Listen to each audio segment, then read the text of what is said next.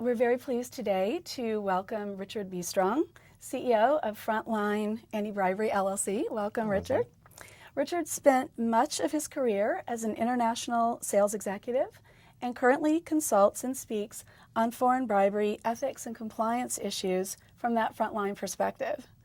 Richard was the Vice President of International Sales for a large publicly traded manufacturer of police and military equipment, which included residing and working in the UK. In 2007, as part of a cooperation agreement with the U.S. Department of Justice and subsequent immunity from prosecution in the UK, Richard assisted the United States, UK, and other governments in their understanding of how FCPA, bribery, and other export violations occurred and operated in international sales. In 2012, Richard was sentenced as part of his own plea agreement and served 14 and a half months at a federal prison camp, returning home in December 2013. Now, Richard consults and writes very widely. Thank you. With a very important voice, I might add. Thank you, Leslie. And Richard was named one of Ethisphere's 100 most influential people in business ethics for 2015 and is a contributing editor of the FCPA Blog. Welcome. Thank you, Richard. Leslie. Appreciate it. Yes, well, we have a number of questions that I just wanted to get started with. And the first question really is sort of in two parts. What do you feel is the single greatest challenge currently facing compliance professionals, and what's the most overlooked? And are they the same or are they different? Interesting question. You know, Leslie, I think that the trouble doesn't start with someone in a forward-based office, thinly supervised, with bundles of cash trying to figure out how to bribe a foreign official. I'm sure that exists, but I don't think that's the challenge.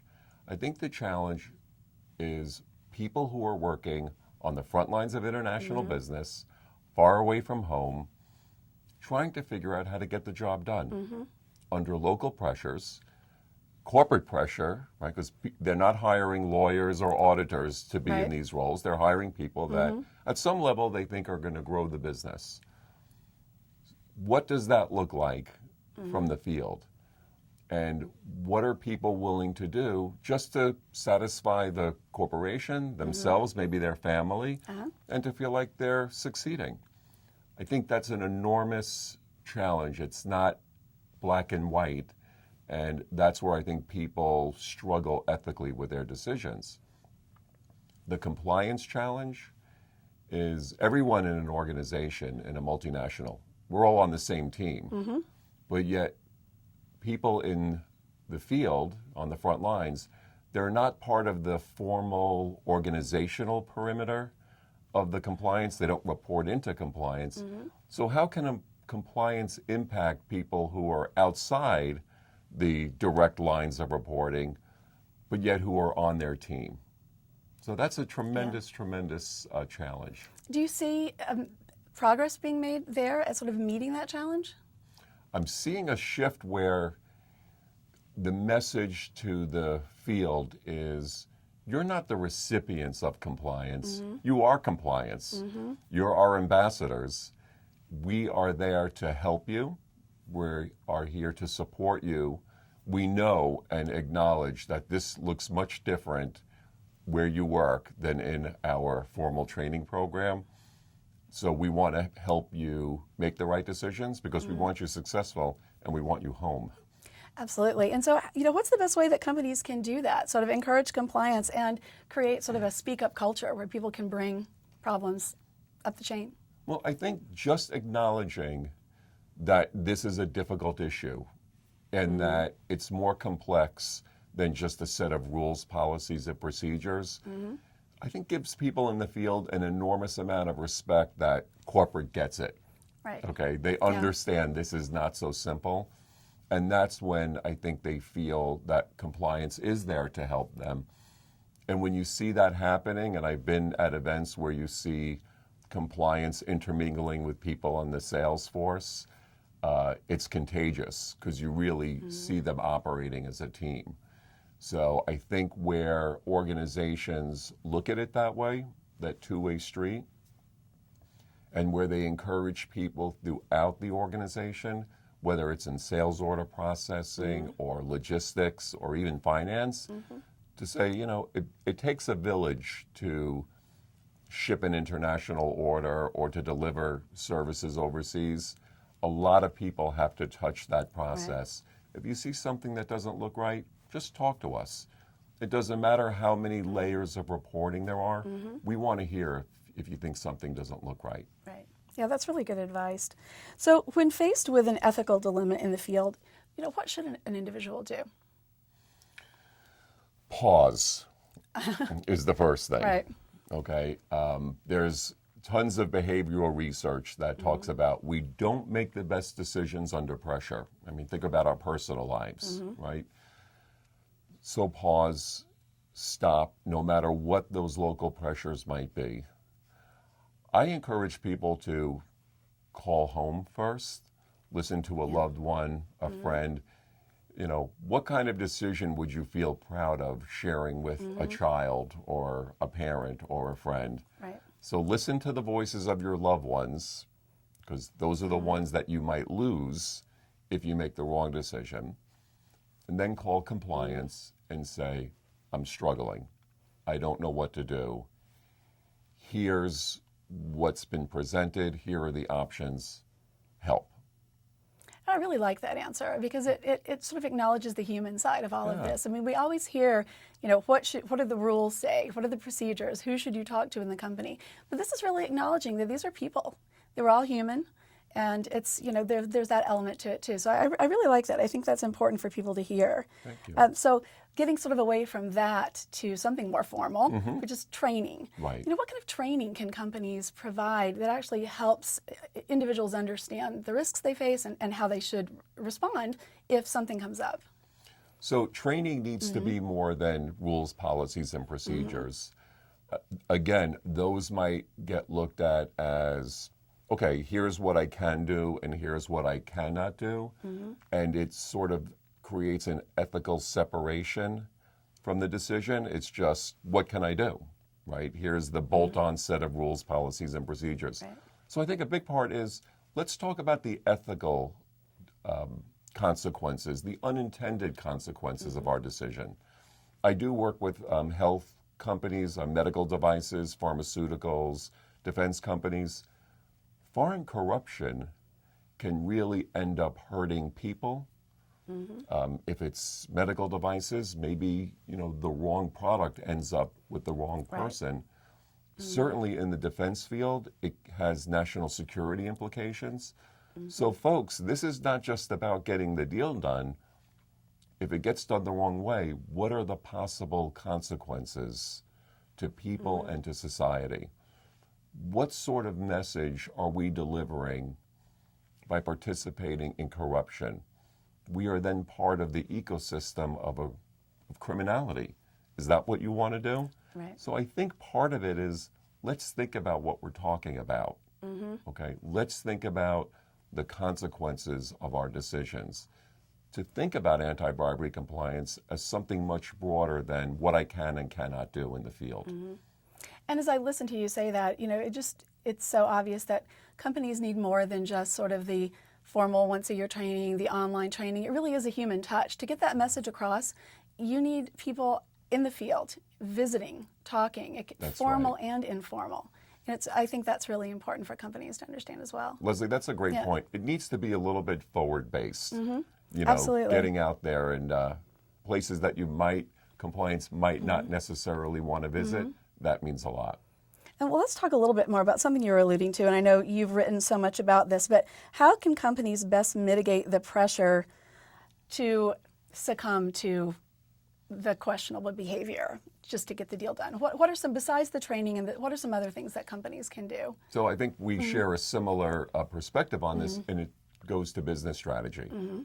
So what is a company thinking about when investing in some of these frontier markets where lucrative business opportunities and corruption risk are intertwined? So if a company's putting boots on the ground, how quick are they expecting a return? How are they incentivizing people, and how quickly are they expecting a return on that investment? right there, the answer to that question and the incentives that flow from it can be itself a standalone red flag of future corruption risk. So I think the conversation starts at the strategy table, where when compliance is a part of that discussion, they can say, this may not make sense. Okay, we need to have a longer term view of this and have less incentive compensation in this particular region so we don't tip people to the wrong side. All right, so let me ask you a question that we talked about a little bit before we started the interview, which is, do you see that happening? Do you see compliance with a seat at the strategy table? Do you think companies are getting out in front? And if not, is there something they can do to ensure that they are? I mean, how do you give compliance that stature within the company? Well, I think part of it is compliance has to speak up. There are, as Scott Killingsworth said in a Wall Street Journal article, there are a few different routes on how you might get there. The most important thing is to get there. Right? The fact that it's now a part of the debate, to me, demonstrates that it's being taken seriously. So even though a recent survey said 58% are not at that table, it looks like the voices are being raised, because if they're not at the table, Leslie, then I often show a picture in my presentations of a falling knife, and compliance is left with catching falling knives because they are there to deal with the consequences of what might be risky strategy and incentives in some of these regions. Yeah, that's really, really good point. Now, we've talked about compliance, but just at the most senior levels of the company, how can the company leadership sort of embed this sense of ethics and integrity that sort of goes beyond just simple compliance? Well, part of it are the behaviors and the actions of senior leadership. So, and it doesn't necessarily have to be in the field of anti-bribery. If the corporation sort of has a reputation for trying to make its numbers by stuffing a distribution channel or not writing off inventory, it sends a message to people in the field that where I work, worst case, rules can be broken. So it's not a matter of just that particular behavior, it's how the company operates in all of its dealings. Because one slice of misbehavior or bending the rules, and speaking as a former sales executive, news and rumor travel fast without accuracy in a sales field. Right. So just that little bit of information can have a very bad effect. So I think part of it is just, here's how we behave in all of our dealings. Right. And part of it, Leslie, is confidence in your product. I mean, General Electric, IBM, Coke and Pepsi are wonderful examples of, it doesn't matter where we operate, we're bringing value to local countries, and we won't pay anyone to do business here. So no matter what the situation might be, okay, we're here to help, to be partners with our customers, to deliver value for everyone.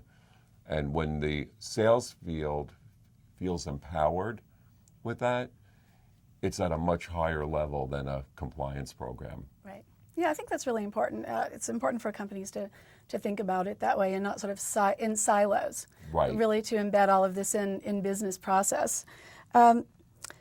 How, if at all, and I know you really do see it from the front lines, how do you feel that attitudes toward corruption are changing, or are they changing? That's an interesting question because we have the supply and the demand side. Right.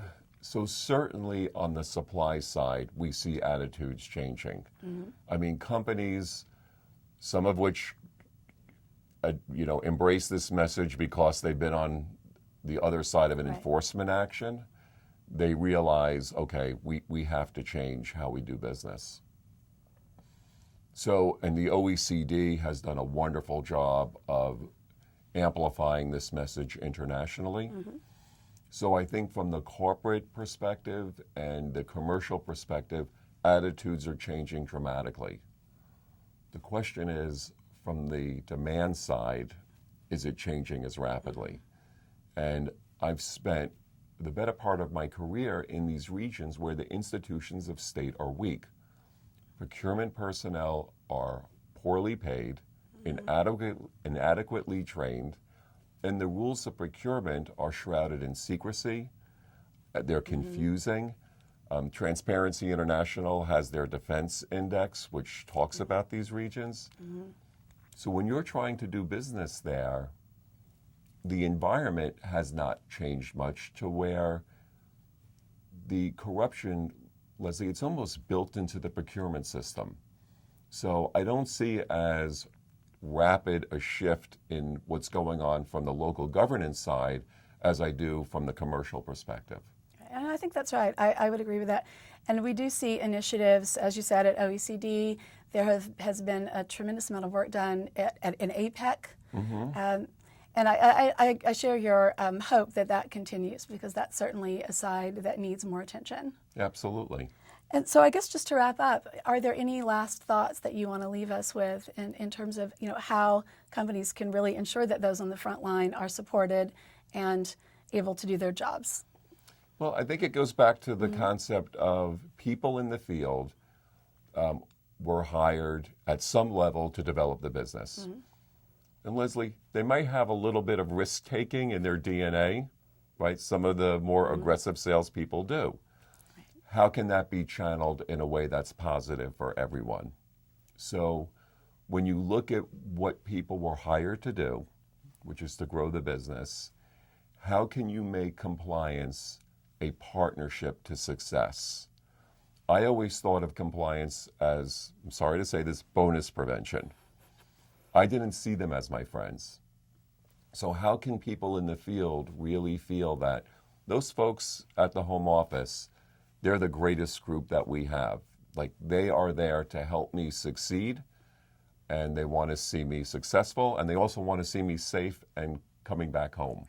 When that happens, it really is contagious. And I hope that compliance can see the folks in the field as their ambassadors, not just as the recipients. Well, that's a great way to leave us. So thank you very much for being with us. Leslie, thank you. We appreciate it. Yeah.